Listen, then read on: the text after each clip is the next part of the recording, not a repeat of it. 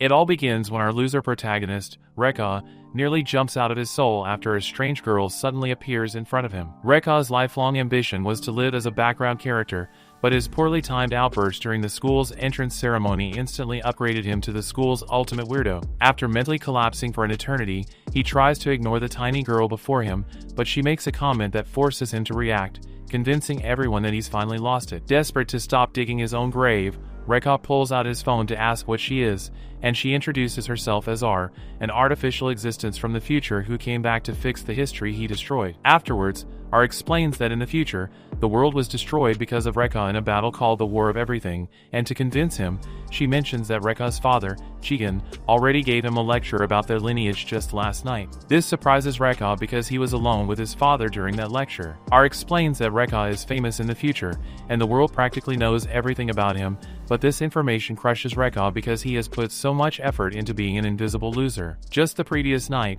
Rekha was having a miserable birthday party with his dad, Jigen, who launched into a family pep talk about the Namadere men going through a rite of passage at a certain age. He rambled about stories where heroes rescue beauties, explaining that sometimes the protagonist runs away from these stories, and someone from the Namadere lineage had to salvage the storyline. Rekha zoned out, completely ignoring his dad's fairy tale lecture, but Jigen made him promise never to abandon any dimension he is sent to.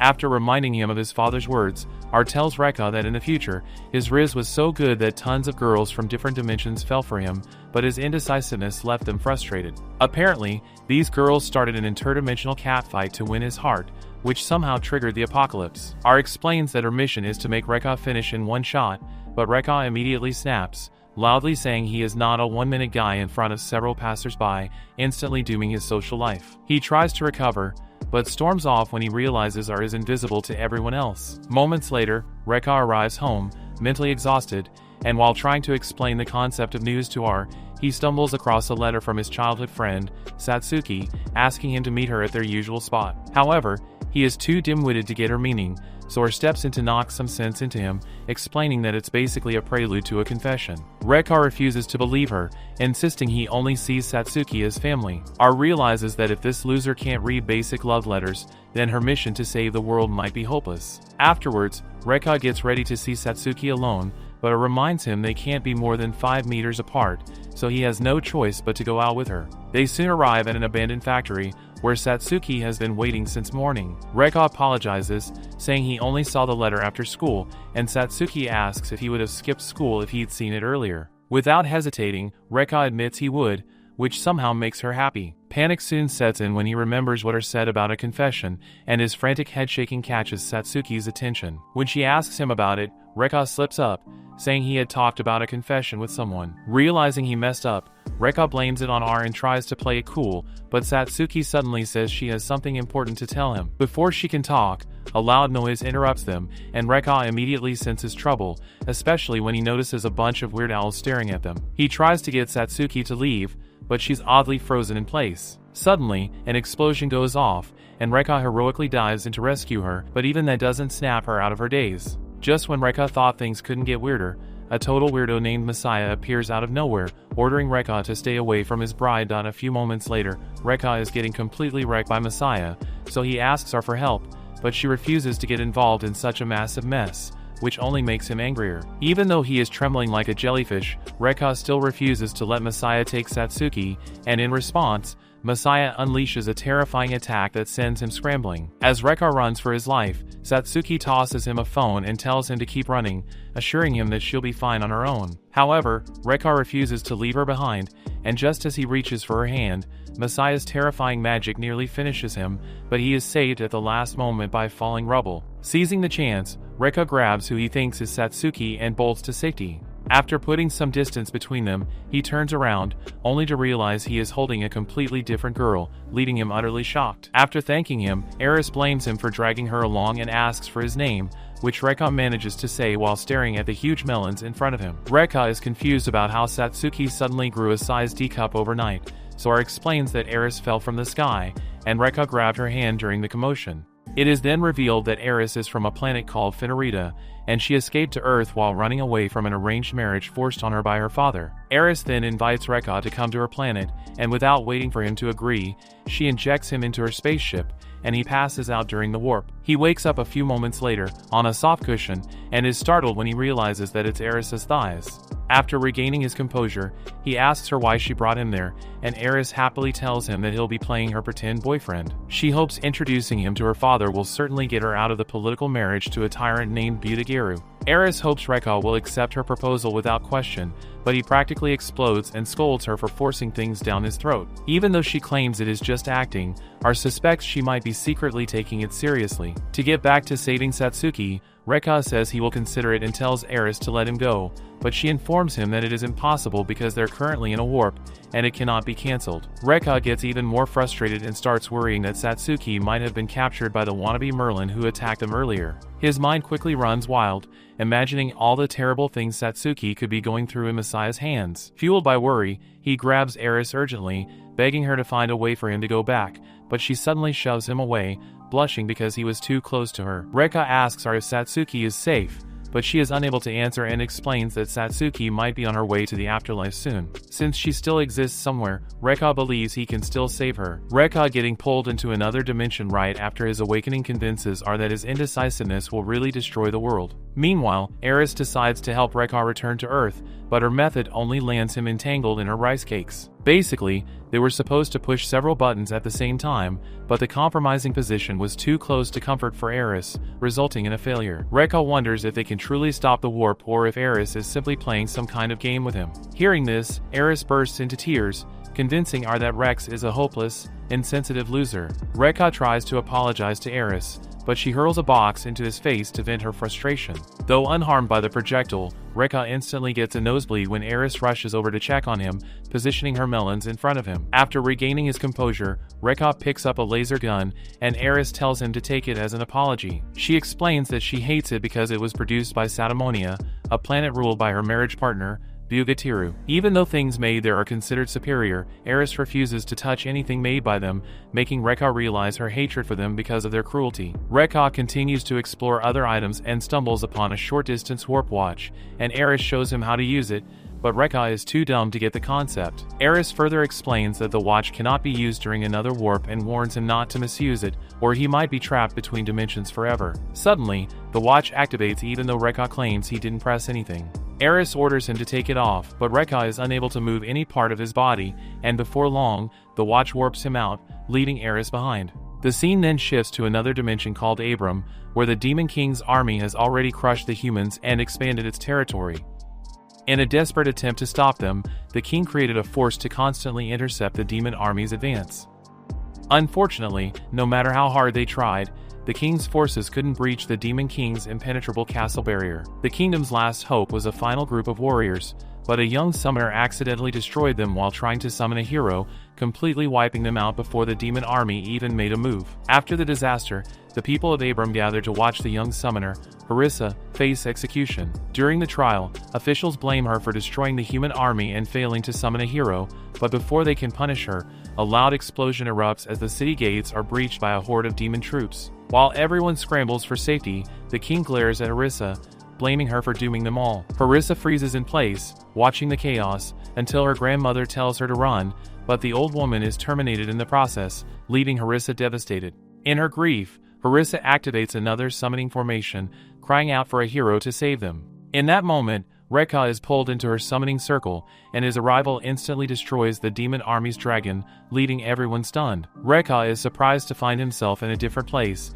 and her scolds him for being dim-witted, explaining that there are several other dimensions. As they argue, Aerys rushes into Rekha's arms, calling him the hero, and her outburst leaves him speechless, while the people cheer, hailing him as their savior. After mistakenly destroying a dragon, Rekha bags the hero title, and the king throws him a welcome banquet. After the banquet, all Rekha can think about is how to return to Satsuki, and asks whether he plans to leave this dimension without helping them. Just then, Aerys arrives and rushes into Rekha's arms, thanking him for saving her from execution.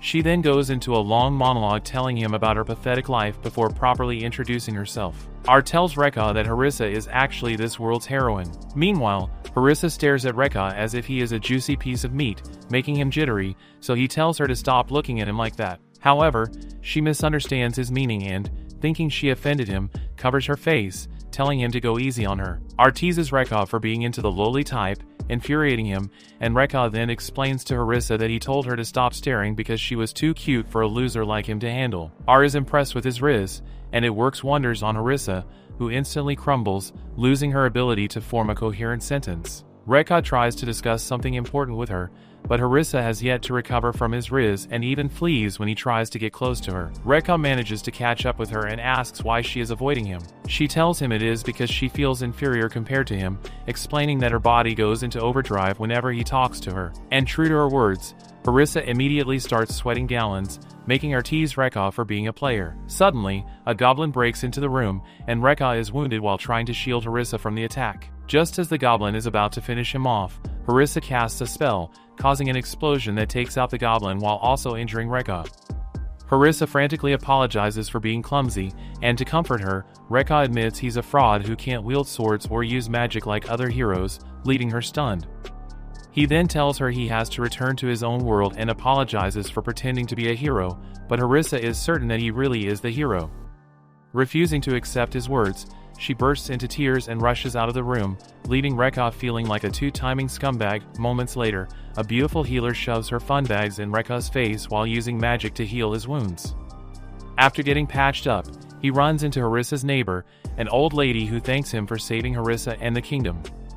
Her long speech nearly destroys his eardrums, and even falls asleep halfway through. She then hands him a package containing the items he received from Aerys, which somehow traveled with him. Rekha checks his things and tries to vanish, but the old lady continues talking, explaining that the Demon King's army is invincible thanks to teleportation magic and that his castle has an unbreakable protective barrier. Rekha realizes he's basically a pencil against such a threat. The old woman adds that only the hero's sword can cut through the Demon King's magic, though her story sounds like a cheap Excalibur fairy tale to Rekha. Before leaving, she begs Rekha to take care of Harissa. Following her directions, Rekha and her head to a tower to find Harissa, and her asks what he plans to do when he finds her, but he's unable to answer. She guesses he will make Harissa send him back, even though he already broke her heart, which is a classic scumbag move. Rekha says he wants to help, but he can't ignore Satsuki and Aerys, whose stories are still unfinished. Frustrated by being unable to be in multiple places at once, he decides to quit the whole story and tells her to find a replacement, but she informs him he's the only available guy. Rekha is shocked to learn that any world without a protagonist collapses into destruction. Aerys explains that one of his ancestors once abandoned a Dime Zion, causing it to vanish from existence, because the Namadare lineage is the last hope for these tales. Rekha feels terrible and wonders why his father never mentioned it during his miserable coming-of-age party. Aerys tells him no parent would want to put their son in pain by saying his decisions could cost lives. Remembering his father's advice not to give up without understanding a story, Rekha reflects on the three girls who need his help and wonders if he can save them all. Ignoring his worries, Aerys urges him to deal with the stories quickly and choose one heroine to prevent the apocalypse. Rekha is annoyed by her lack of concern for his predicament, but Aerys doesn't care. A few moments later, they finally arrive at Harissa's location, and Rekha is startled when he sees her standing dangerously close to the window. Thinking she plans to retire herself to the afterlife, he rushes forward to save her, and in the process, he grabs her melons. While trying to salvage the already chaotic situation, they both fall down, and Rekha's mouth immediately ends up in an unexpected all-you-can-eat buffet. Harissa tries to wiggle her way out, but only makes things worse, causing her to tease Rekha about it. Once they regain their composure, Harissa explains she was just looking out the window, hoping to see her village. Rekha apologizes for misunderstanding, but she tells him it is unnecessary since he saved her from execution, a news that comes as a surprise to Rekha. Harissa then explains how she accidentally destroyed the human army in a botched summoning attempt, since inexperienced summoners can anger spirits who, in return, trigger chaos. She tells Rekha that the king pardoned her after he appeared during her execution, making him realize that his absence would cause even more trouble. Resigning to her doomed fate, Harissa cheerfully tells Rekha to go back to his world, saying a useless person like her is better off dead. Moved by her pathetic situation, Rekha fiercely gives her a serious motivational TED Talk, encouraging her to believe in herself. After his speech, he decisively declares that he will destroy the Demon King, leaving Harissa emotional. Rekka wipes her tears, assuring her that he will defeat the Demon King, and he silently apologizes to Satsuki, promising to save her once he gets the chance. Aerys tries to make him see the difficulty in the task, but Rekka's mind is made up since he can't abandon anyone who needs his help. He tells her that he wants to do his best and leave with no regrets, but Aerys refuses to believe a loser like him can stay so decisive and calls him a walking red flag, making Rekka infuriated. Rekka then asks Aerys how a hero is supposed to defeat a demon lord, and she launches into several slow episodes of a boring adventure tale, making him lose interest in being the hero, because all he wants to do is skip to the end and fight the final boss. Rekka realizes he needs to play several levels before fighting the final boss, but he only has less than 2 hours to return to Aerys.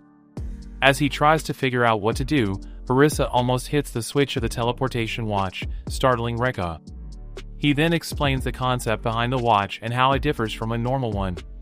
While explaining it to her, Rekka has a eureka moment, realizing he can simply teleport to the Demon King's castle, but figuring out the right coordinates might be a problem, so he asks Aerys for help, and fortunately, calculating coordinates is a required skill for summoners. Aerys happily agrees and rushes off to do it while Rekka figures out how to defeat the dragon without the pointy butter knife. Aerys asks him if he has any experience handling a sword, and Rekka realizes this is not a game he can simply beat from the comfort of a few buttons. After considering it for a while, Rekka announces that he will just take out the Demon King in his sleep, reminding Aerys that he's simply a cowardly loser. Before long, Aerys returns with the exact coordinates of the Demon King's castle and runs straight into Rekka's arms. She immediately bolts away from him, leaving him confused, so Aerys clarifies that his hand must have grabbed her melons again, but Rekka angrily denies it. Suddenly, the teleportation watch activates on its own, and before Rekka can react, it starts the countdown. Aerys explains that Aerys must have triggered it when she rushed into his arms, and Rekka starts panicking because he hasn't even collected the hero's sword yet. Aerys also realizes she messed up, but Rekka decides to wing it, telling her to wait while he faces the Demon King alone. Aerys, however, clings tightly to him, blaming herself for selfishly dragging him into this mess, even though he has his own problems to deal with. She admits that seeing him risk his own safety to save her world makes her embarrassed for only worrying about her pathetic life, so she is determined to fight by his side and protect him. Seeing she's made up her mind, Rekka agrees, and they hold each other as the watch zaps them straight into the Demon King's castle. When they arrive, Rekka finds his face buried under Aerys's rice cakes. And before they can even find a secure spot to lie low, they realize to their horror that they've actually landed right in front of the Demon King, a dragon named Rizz. Without giving them a moment to think, Rizz attacks with fire, but Rekka and Aerys manage to dodge the flames. Rizz then asks how they even got into his castle, with the barrier still intact, and Rekka tries to explain that he's just a self-proclaimed loser passing through life, but Rizz, convinced he must be the hero, tries to barbecue him. Like a coward, Rekka runs for his life while frantically apologizing, but Rizz continues to unleash chaos everywhere, leaving them nowhere to hide. Rekka wonders why they spawned directly in front of the final boss, regretting every single life choice that led him up to this moment. While wondering how to defeat the last boss in a cheap reality game without any instructions, the Demon King soon spots Rekka, and Aerys trips while running. Before Rizz can finish her, Rekka draws his attention to distract him, offering to explain how they entered the secure lair. Rizz agrees to listen, and Rekka starts talking while secretly preparing to shoot him with the laser gun he got from Aerys. After distracting the dragon, Rekka fires a shot far more powerful than expected, leaving him shocked.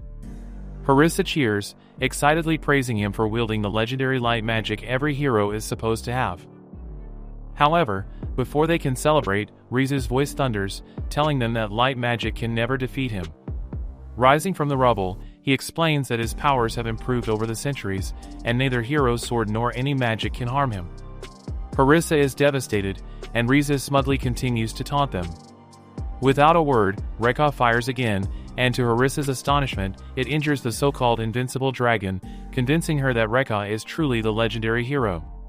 Rekka tries to explain it's not magic at all, but Aerys is too awestruck to listen.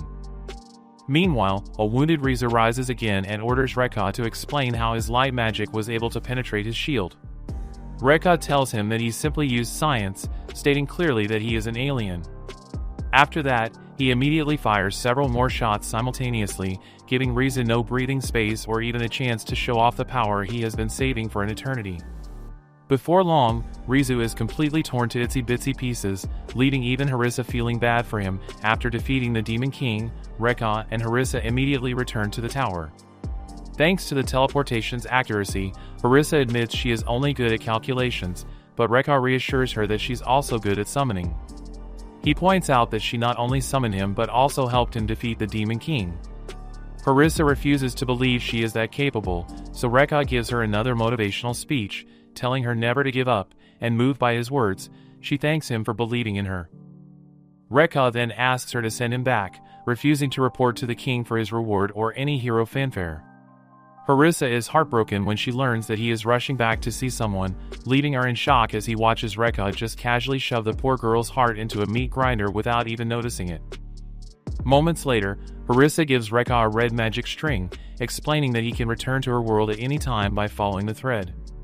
She hopes a day will come when she can finally be of some use to him, and Rekka assures her that he would certainly need her one day. Even though she doesn't understand what he is talking about, Rekka thanks her for making him realize he doesn't have to follow the rules when dealing with different stories. After bidding each other farewell, Aerys activates the magic circle and sends Rekka back while hoping they can meet again. Meanwhile, Rekka returns to Aerys' ship only to be ambushed by her father's armored guards, and before he can say anything, they instantly knock him out. He awakens a few moments later, buried in Aerys' plot cushions with her grinning wickedly in the corner. After regaining his composure, Rekka gets ready to fight the guards, assuming they belong to Bugatiru, Aerys' marriage prospect. However, Aerys quickly explains that they are actually her planet's vigilante corps, sent by her father to bring her back home. She apologizes for them treating him like a criminal and asks where he's been, but Rekka casually brushes it off. Rekka asks where they're headed, and Aerys tells him they're being taken to Finerita, which he immediately protests, because he just wants to get back to rescuing Satsuki. Suddenly, Aerys trips, and while trying not to get crushed under her, Rekka instinctively grabs her melons. Aerys shrieks and blames him, while Rekka desperately argues that he had no way of avoiding it.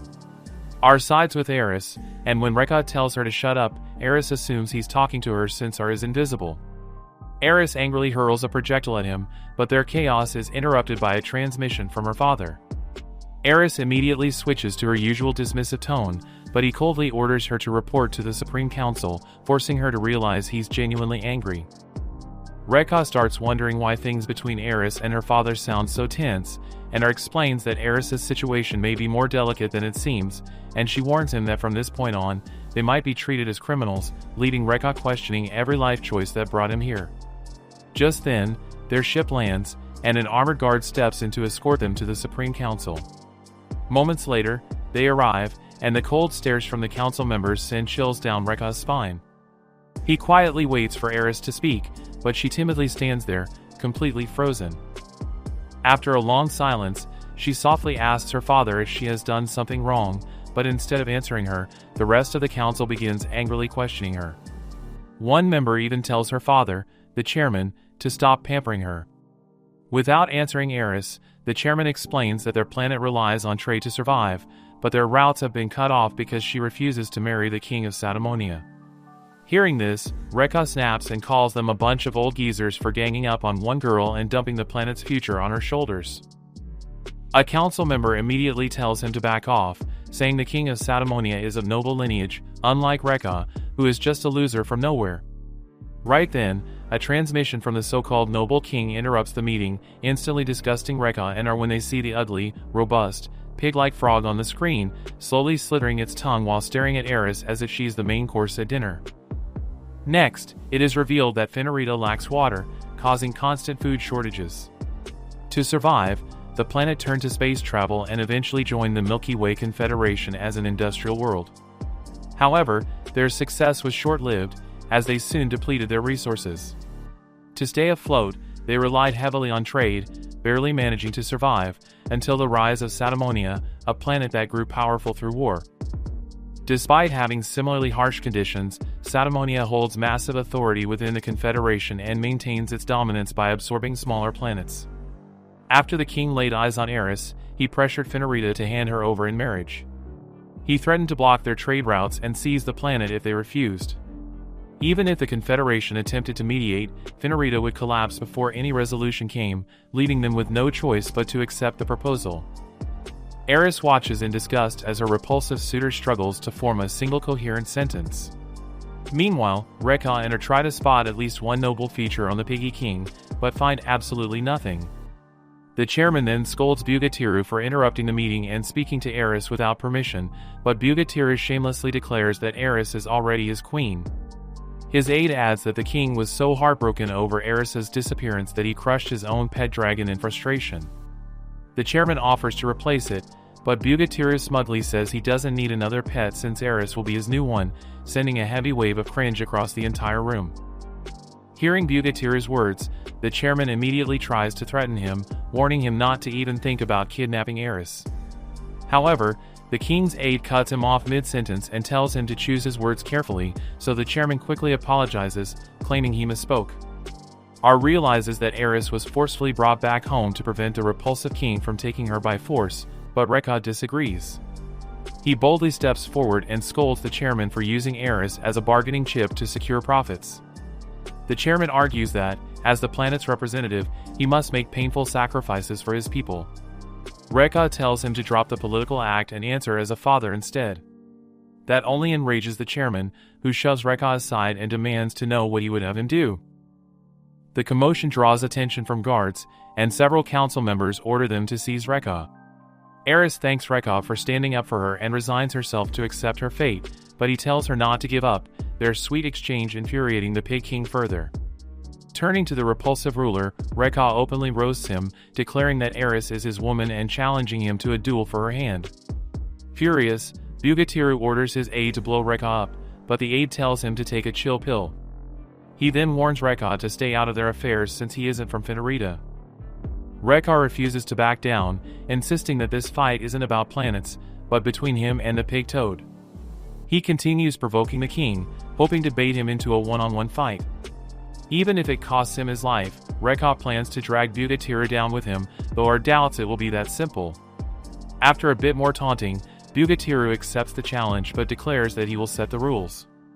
He then announces that at midnight, a meteorite will be sent toward Earth, and Rekha wins the duel only if he can stop it.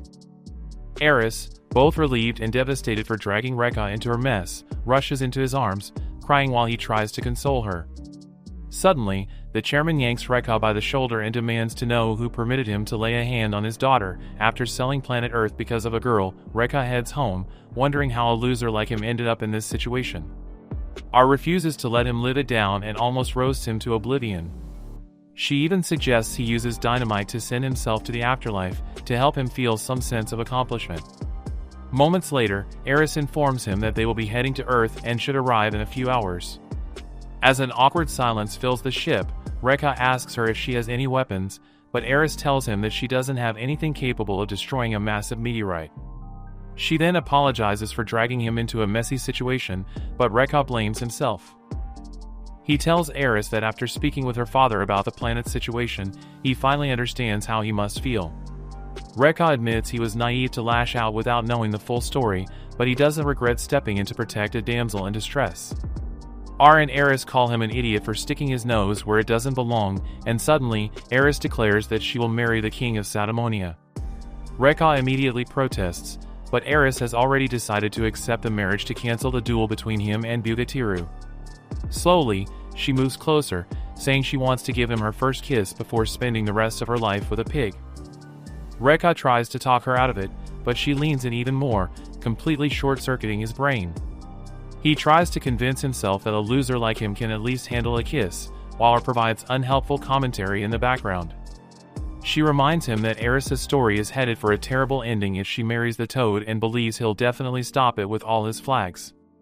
Instead of focusing on the very main course in front of him, Rekha keeps getting distracted by invisible R, so Aerys snaps him back to reality by tugging his cheek and telling him to focus on her.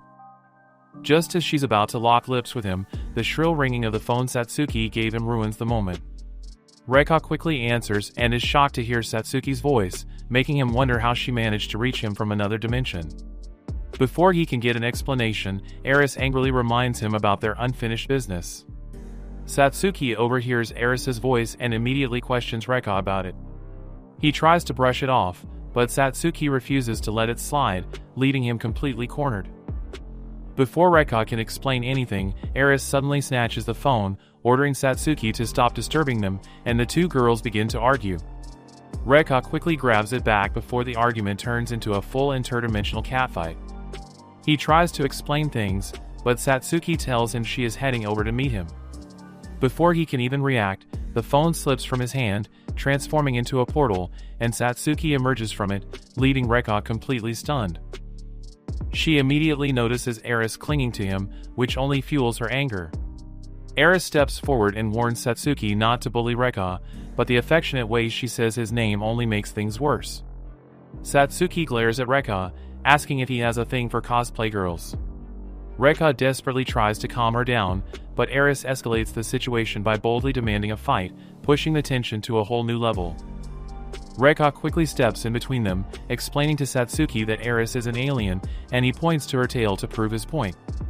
Unfortunately, what he thought was a brilliant move only earns him a perfectly synchronized double slap from both girls for being a shameless peeping Tom. However, Satsuki finally believes she is an alien, and the two girls bond over the revelation while Reka waits for his spirit to return to his body. Later, Reka tells Satsuki that a lot of different types of species exist in parallel worlds. Satsuki believes everything, including dragons, but she refuses to accept that time travelers exist. Satsuki notes that Reka has changed because he used to hate abnormal things, but he seems quite comfortable with them now. She gets angry again when she remembers how close he has gotten with Aerys. Feeling like she needs to share something to be close to Reka, Satsuki blurts out that she is actually a magician. However, Reka's mid-reaction leaves her disappointed as she was expecting some fireworks. Reka explains that nothing shocks him anymore, but he was genuinely surprised when she flew out of a cell phone. He assures her that he believes whatever she says, and Satsuki is moved by his trust. She reveals that she always thought Reka was weird, but feared he might hate her if he ever learned her secret. They happily reminisce about their past, a little before discussing Messiah and his obsession. Satsuki tells him that Messiah covets the magic she inherited, explaining that the magic can read the Akashic Records, a crystal in which the future and knowledge of the world are recorded. Basically, this Akashic Record has the power to bend the world, and it can even destroy the world if used for evil. Apparently, the magic has been passed down through generations in Satsuki's family. However, she tells Reka that she never asked for this power and only ever wanted to be a normal girl. She decisively states that she just wants to live a normal life and stay with Reka forever, but that is impossible because she is being hunted by a maniac.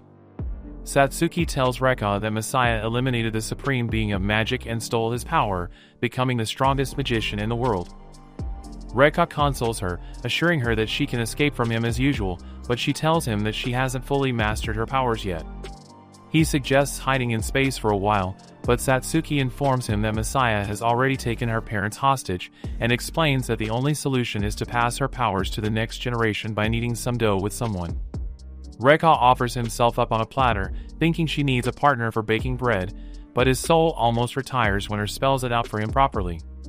Satsuki assures him that it is not what he is imagining and explains that she simply means locking lips. Reka is relieved at first, but panics again when his dumb brain finally registers that she is asking him for an actual kiss. Satsuki asks if he finds it unpleasant to grant her request, but he assures her that he doesn't. Just as she edges closer, almost signing the deal between them, Aerys storms in out of nowhere, breaking them apart. She scolds Satsuki for trying to snatch her man, and after enraging her, Aerys proceeds to stake her claim on Reka, taunting Satsuki. She claims that he already met her father, and Reka tries to clear the misunderstanding, but Aerys makes things worse by calling him her fiancé. Refusing to lose out, Satsuki tells her that Reka is her childhood friend, and before long, the argument heats up while Reka cowers in a corner trying to maintain his sanity. To distract himself, he starts reflecting on what Satsuki had told him about Messiah having an invincible shield barrier that can even endure an apocalypse. At that moment, Reka has an epiphany and stops the girls from arguing about cup size, telling them to listen to his plan. Moments later, Reka heads back to Abram with Aerys using the red thread from Marissa, but the thread doesn't take him straight to her as he had expected. Reka feels that Aerys shouldn't have followed him, but Aerys only did so after hearing the tale about his lineage and the invisible R. He had told her and Satsuki all about it, and it made Aerys wonder if that was the only reason he was helping her, but Reka explained that he simply likes helping girls. After their discussion, he sent Satsuki to investigate something while he embarked on a journey with Aerys to find Harissa. While searching for Harissa, Aerys takes the opportunity to stick to Reka like an annoying piece of gum since Satsuki is not around to interrupt. Just then, the old woman who had been nice to Reka before suddenly appears and starts treating him like trash. Aerys stops her before she can beat him to pulp, and the woman tells Reka that his fake hero stunt has caused Harissa to be sentenced to another execution. Reka finds this hard to believe because she was just starting to believe in herself. He hurries off, declaring that he will save Harissa, but the old woman refuses to believe it. Reka assures her that he's already eliminated the Demon King, but that sounds even more ridiculous because the hero's sword was never pulled out. R tells him that pulling out the sword is the only qualification he needs to be the hero, and without it, no one would believe he defeated the Demon King. Reka then asks the old woman to lead him to the hero's sword, but when he gets there, Reka is unable to pull out the sword, convincing the old lady that he is a fraud. Reka believes he is supposed to be able to pull the sword since he is a substitute hero, but R informs him that skipping to eliminate the final boss might have messed up the sequence. After thinking about it for a while, Reka decides to use science and, using Aerys' warp watch, he separates the boulder from the sword, leaving the old woman speechless. Before heading to the Demon King's castle, Reka tells the old woman to stall for time, promising to come back soon. When Harissa's execution time arrives, the old woman begs them to wait a little longer, but the executioner ignores her. Just as Harissa is about to lose all hope, Reka swoops in and blocks the executioner's strike, saving Harissa. While feeling smug about his accomplishments, the executioner creeps behind Reka, almost detaching his head, and though Harissa manages to warn him, Reka's reaction is too slow. Fortunately, Aerys steps in just in time, effortlessly striking the executioner while Reka watches in amazement, awestruck by her strength. R tells him that Aerys' attribute is superhuman strength. Suddenly, an official charges Reka with treason, telling the people that he might be a minion of the Demon King. To prove his innocence, Reka then shows the Demon King's head and the hero's sword, explaining that Harissa is the great summoner who summoned him. However, the official refuses to believe that Reka was able to accomplish all that in just a few hours after he was summoned. Reka, fed up with the official trying to incite the crowd, mercilessly roasts him. He firmly declares that the barrier over the Demon King's castle has been lifted, so anyone doubting him can go and confirm for themselves. The people are finally convinced that they no longer have to worry about the demon army, so Harissa is set free, and the old lady apologizes to Reka for calling him a fraud. It is then revealed that Aerys used space storage tech from her planet to conveniently move the massive Demon King's head. She proudly fishes for compliments from Reka, but when he actually praises her, Aerys gets overly emotional as usual. Meanwhile, Harissa feels bad for being a burden to Reka when she was hoping to be the one helping him. However, Reka tells him that he needs her power and invites her to come to his world. Harissa is over the moon and happily accepts the offer without hesitation. She immediately embraces him and turns around to taunt Aerys, quietly declaring that she will never lose. Moments later, Reka, Satsuki, and Harissa return to Earth and land somewhere in the northern hemisphere to prepare for Bugatiru's meteor strike. While Reka optimistically enjoys the scenery, Satsuki is unusually quiet. Afterwards, she apologizes to Reka and blames herself for dragging him into her mess. Reka reassures her that it is not her fault, stating that he would protect her no matter what dangerous situation she encounters. Touched by his words, Satsuki hugs him from behind, but their emotional moment is ruined by a transmission from Aerys' ship, which is still hovering in the sky. As usual, the two girls start bickering, and Aerys threatens to leave the job Reka assigned her just to be by his side, but Reka manages to convince her not to break formation. She then demands a gift from him, but before Reka can refuse, she agrees on his behalf. Jealous of all the attention Satsuki and Aerys are getting, Harissa acts like a green tea beach to get Reka's attention, and her plan succeeds. Reka reassures her that their plan is dependent on her power, so Harissa also requests a gift, forcing him into it as Aerys did. Meanwhile, Satsuki observes the whole exchange, convinced that Reka is definitely a playboy. After the chaos, Rekka starts reflecting on the plan they cooked up to deal with the meteorite. Apparently, on their way to Earth, they had a meeting, where Satsuki told them about her investigation into the size of the meteorite and how Satamonia plans to launch it towards Earth. She learned that even though it doesn't destroy Earth, the impact would certainly leave devastating effects in its wake. Satsuki had also looked into Messiah but found nothing on him except that he can freely manipulate lightning, and because of that, Rekka was able to come up with a plan to use Messiah to tackle the meteorite. While Rekka is deep in thought, Satsuki calls him several times to snap him out of his daze. Rekka tells her that he was just sorting out his thoughts, and they decide to wait until their guest of honor arrives. A few moments later, lightning crackles around the surrounding area, signaling Messiah's arrival, and Rekka prepares to face him, armed with his hero's sword. Messiah immediately recognizes him as the same boy who was dragging a beauty with him at the abandoned factory. After Messiah arrives, Rekka manages to rope him into a duel for Satsuki's hand, and they agree to seal it with a magic contract. Rekka demands that if Messiah loses, he must never lay a hand on Satsuki or her parents. Messiah accepts, but adds his own condition that Satsuki must swear to follow whoever wins the duel, and without hesitation, she agrees, fully believing Rekka will win. With the terms set, the three sign a chain-binding contract, and Rekka confidently tells Satsuki to relax while he handles everything. Before the fight begins, Messiah mocks Rekka for having no magic attributes, questioning how a puny loser like him plans to win. Unfazed, Rekka fires back, declaring that Messiah isn't the strongest magician. As he charges forward, he boldly claims that title for himself, and in response, Messiah strikes him with lightning, but surprisingly, Rekka deflects the attack. He then pulls out the laser gun, which has somehow become invisible, and fires it at Messiah, but Messiah steps out of the explosion like a boss, leaving Rekka stunned. Messiah commends him for having magic and decides to enjoy the fight until he uncovers how Rekka was to pull that trick. Apparently, Rekka collected several super lightning rods from Finorita, planning to use them to deflect Messiah's lightning magic. He asked Teresa to cast transparency sorcery on both the rods and his laser gun, making them invisible so Messiah would believe he had some kind of mysterious magic power. Satsuki worries that Messiah might stop using lightning, but Rekka is confident he can provoke the pompous brat into showing off. He believes someone as proud as Messiah would never accept that his signature magic was blocked, and would keep using it just to prove a point. Rekka's real plan was to stall the fight and buy time until midnight, when the meteorite is supposed to hit Earth. As the duel drags on, Messiah's shield blocks every one of Rekka's laser shots. Rekka, meanwhile, struggles to endure the intense heat from Messiah's attacks, barely managing to avoid a direct hit.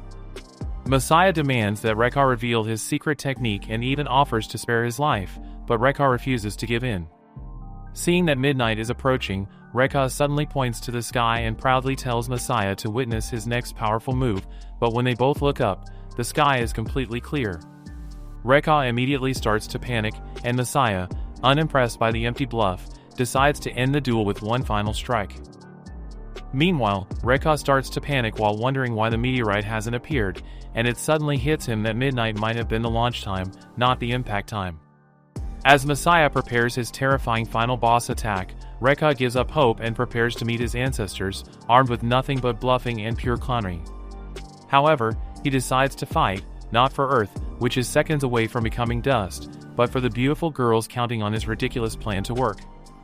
As the massive attack charges toward him, Rekka resolves to win, even if he's just a substitute loser pretending to be the hero. Everyone watches in shock as Messiah's strike finally explodes in Rekka's face. Satsuki is devastated and calls out to him, but he doesn't answer, and since his opponent is no more, Messiah steps in to claim his heartbroken prize. Satsuki struggles to escape his hold, but he reminds her that if she fails to obey the contract, the chains will tear her soul apart, and she will be forced to endure agony for an eternity. He further adds that he'll remove her consciousness and turn her into a lifeless puppet if she still refuses to comply. Just then, Rekka rises from the ashes like a battered phoenix, leaving Messiah utterly shocked to see him alive. Rekka proudly points to the sky, telling Messiah to behold his greatest magic spell. Messiah stares at the massive meteorite falling from the sky, completely awestruck, and for a moment, he actually believes this is Rekka's true power. Rekka, seizing the opportunity, taunts him to provoke a reaction and, as expected, Messiah takes the bait. Refusing to admit defeat, he levitates into the sky, while Rekka quietly pins all his hopes of saving Earth on a mad magician. Meanwhile, Messiah steels himself against the sheer scale of the meteorite and unleashes his most powerful magic to devour it. As a massive explosion erupts in the sky from the exchange, even Rekka is impressed by Messiah's power. Harissa then urges Rekka to run before the falling debris becomes dangerous, but he refuses, saying his plan has reached its critical moment. He calls Aerys to make sure she's ready to transfer the debris away from Earth, and Aerys confirms that she is in place. After handling what he thought was Rekka's ultimate power, Messiah prepares to finish him, but Rekka tries to land a sneak attack against him. Messiah dodges the surprise attack and strikes with lightning, only to find Rekka has vanished, leaving him stunned. He reappears again, this time wielding the hero's sword, but Messiah is convinced that nothing could ever pierce his magic barrier. To his shock, the sword slices right through, cutting him in the process as he struggles to believe that his supposedly invincible shield could be shattered. What he doesn't realize is that the sword can nullify all forms of sorcery. Before he has a chance to recover, Rekka fires his laser gun, and when the dust clears, the girls see Messiah kneeling with the hero's sword pressed to his neck.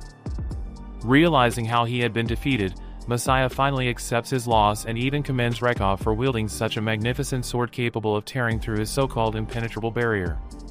He waits patiently, expecting Rekka to strike, but Rekka calmly tells him that it is not his style. Instead, he orders Messiah to accept defeat and release Satsuki's parents, threatening to actually cut him down if he refuses the olive branch. Despite putting on a tough face, Rekka is panicking deep down, secretly hoping Messiah will agree because he doesn't dare to actually terminate anyone. Messiah chuckles, raising his hand as if to resist, which forces Rekka into a more domineering stance. But in a twist, Messiah immediately admits defeat, admitting that he lost to a puny boy. Thanks for watching till the end, and make sure to comment Rekka is a loser to see what happens in part 2.